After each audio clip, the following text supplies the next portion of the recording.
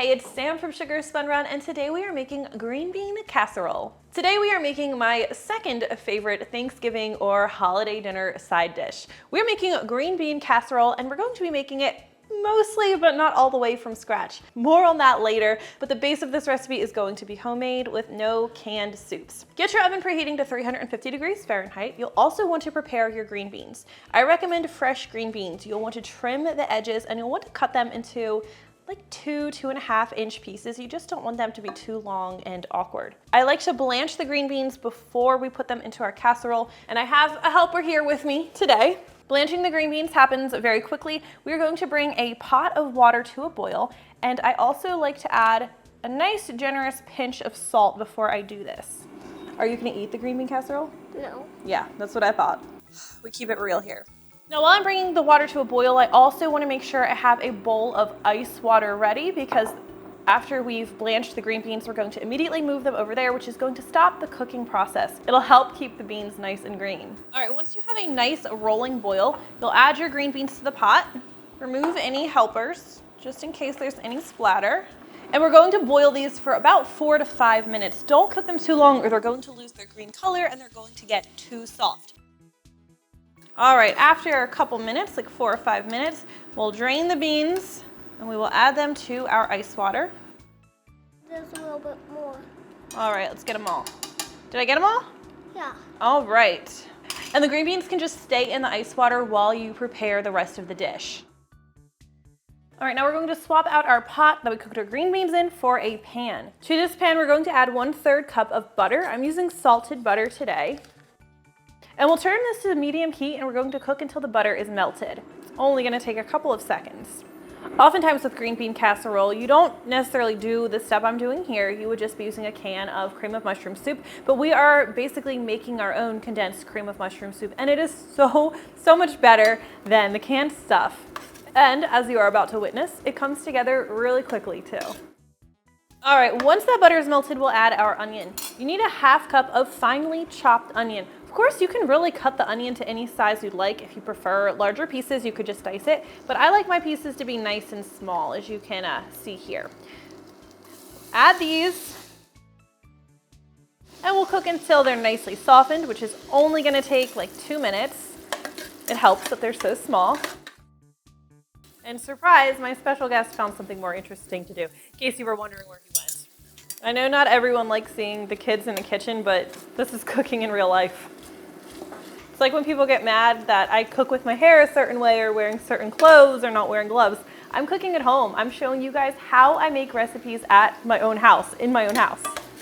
And they're good, and I don't think they're pretentious. All right, once your onion is nice and soft, we're going to add the garlic. You'll want a tablespoon of minced garlic. We'll stir this in, and with garlic, you don't want to cook it too much or otherwise it'll burn and it'll give your dish a bitter taste. But we're just going to stir it constantly and cook it until it's nice and fragrant, which happens really fast. Cook it for about 30 seconds. It smells amazing already. All right, next thing you need is 8 ounces of sliced mushrooms, because again, we're making that homemade cream of mushroom soup. We're going to add these right in. Stir them in, let them soak up that butter. And we are going to cook until these are softened. Again, this doesn't take very long. So once these are nice and soft, we'll add our flour. You need 1/3 cup of all-purpose flour, scattered over the mushrooms, and we're going to stir this until all of that flour is absorbed. You don't want to see any white powder remaining. I like to get all of this absorbed, and then I'll cook it a little longer than I need to, which is going to help toast the flour a little bit and just develop the flavor. You can see it's a little bit dry. That's okay. That's normal. Don't panic. All right, and once that flour is all absorbed and slightly toasted, we're going to add 1 cup. We'll add 1 cup of chicken broth.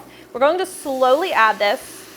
So I'm going to add a little bit, and I'm going to stir everything because I want to work this in.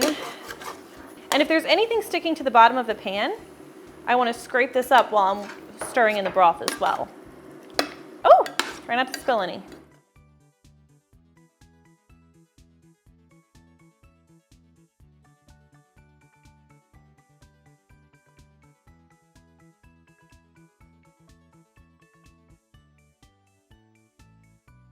Once that chicken broth is nicely worked in, we are going to add a 1/2 cup each of heavy cream and whole milk. Now, if you have 1/2 on 1/2 in hand, you could substitute a whole cup of 1/2 and 1/2 instead of using a 1/2 cup of each of these ingredients. I hope that makes sense. So I'll stir in the cream. We'll add the milk. Then we'll add our salt. You need 1 teaspoon. A 1/2 teaspoon of ground black pepper, or freshly crack your own, that's even better. And just a 1/4 teaspoon of dried thyme. Now we're going to stir those spices in, and we'll just cook this, stirring frequently until it's thickened a little bit. Usually once the mixture starts bubbling a little bit and your spatula leaves a brief, fleeting trail through the mixture, that's a good sign it's thickened enough. You can also take a spoon, and if it coats the back of the spoon, see that? You can draw a trail through it. Good taste testing opportunity, tastes amazing. That's a good sign that it's thickened enough. So I turn down the heat just a notch at this point, maybe several notches, and I'm going to add my green beans. So I'll drain them. Obviously you could drain these in a colander in the sink. I'm just trying to keep everything together here. I'll stir in those green beans so that everything is nicely mixed together. Should be smelling amazing right about now. Now, remove this from heat and grab yourself a casserole dish, and we will pour everything right into the dish. Starting to smell like Thanksgiving in here. I love it. So make sure you have this spread in a nice even layer. You want the green beans and mushrooms nicely distributed. And here's why this isn't a truly homemade recipe, and that's because I like to use those store-bought French fried onions. Now, if you want to make them at home, you absolutely can. It's not even that difficult. Thinly slice your onions, bread them, and deep fry them. However, there are a lot of things I take the time for on Thanksgiving Day, but deep frying is not one of them, so I buy the onions. Please do whichever you feel better doing. It's gonna be delicious either way. So we'll scatter these over top. We're using 2 cups of French fried onions. We'll take this over to our 350 Fahrenheit preheated oven, and it's going to need to bake for 30 minutes. I do not cover this when I'm baking it. Now, if you want to make this in advance, that's totally an option. You would prepare everything just as we did, just stop short of adding the onions. Cover this or refrigerate it. It'll keep in the fridge for a day or 2. When you're ready to serve it, remove from the fridge, uncover, add your French fried onions, and bake it. Just know it will likely need to bake a bit longer just because it's going to be much colder than mine is right here. I will include more make-ahead notes over on the blog post. When it's finished baking, you'll probably notice that it'll be nice and bubbly around the edges.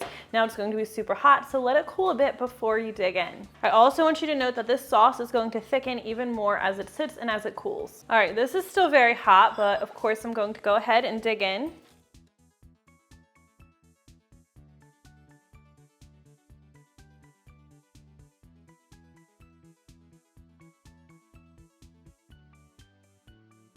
And that is how you make my favorite green bean casserole. If you try this one at home, please let me know what you think. I always love hearing from you. Thank you so much for watching, and I'll see you next time.